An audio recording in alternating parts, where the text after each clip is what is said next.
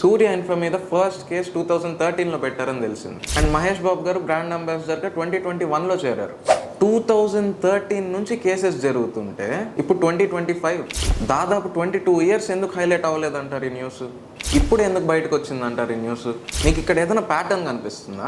Last time Telangana government houses cool చేస్తుంది అని నెగిటివిటీలో ఉన్నప్పుడు అల్లు అర్జున్ గారి case.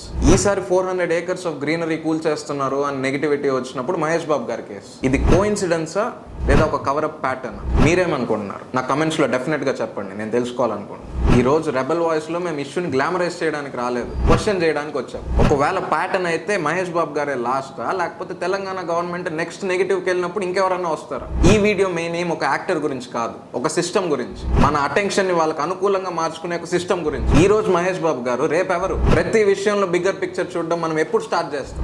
This is Chiranjeevi from rebel voice. ఎటువంటి మసాలా లేకుండా మీకు ఫ్యాక్ట్స్ కావాలనుకుంటున్నారా? ఎటువంటి డిస్ట్రాక్షన్ లేకుండా బిగ్గర్ పిక్చర్ చూడాలనుకుంటున్నారా? Subscribe to rebel voice.